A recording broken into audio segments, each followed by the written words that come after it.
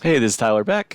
So I just got the question from the community asking about a mesh. So I have a Fusion file that is a mesh file. I look down at the tree here. I can see that it's a mesh, and you can see it in the bodies. All right, so mesh don't behave the same as a solid body.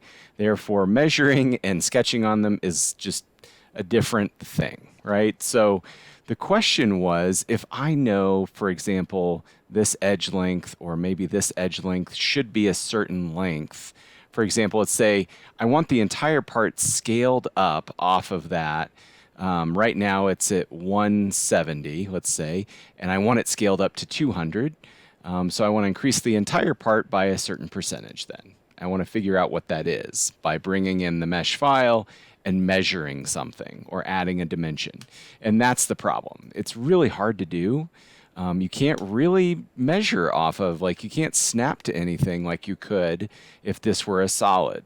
So one option, I guess, is get in a good view angle, look directly at the face that you're looking at, or hopefully directly at what you want. You use the inspect tool to measure. Okay, so you select the measure tool and then zoom in a bunch. And when I'm zooming in, because this is at this corner, does seem to, when I have it locked in into a normal view, it does seem to be snapping to it, which is really interesting. So I get close enough, and either you're going to eyeball it, or if you do get some sort of snapping, terrific. Click that, get the measurement, and then you have this value now. I'm able to go back to the original part and compare, and that actually is correct, so that's good. But this 167, now I could use the scale.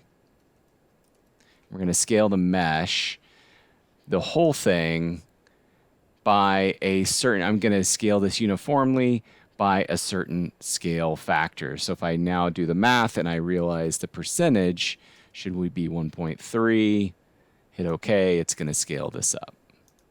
Now, it would be maybe ideal if you could come in and measure certain parts of this.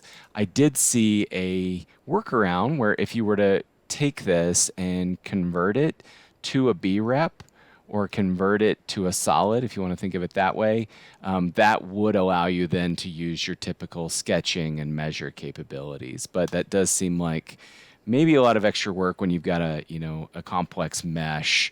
So curious to the community, anybody know a better way to scale a mesh based off of figuring out one of the dimensions and scaling the whole thing uniformly off of that? Anybody got any better ideas? I'd love to hear it. Put that down in the chat below.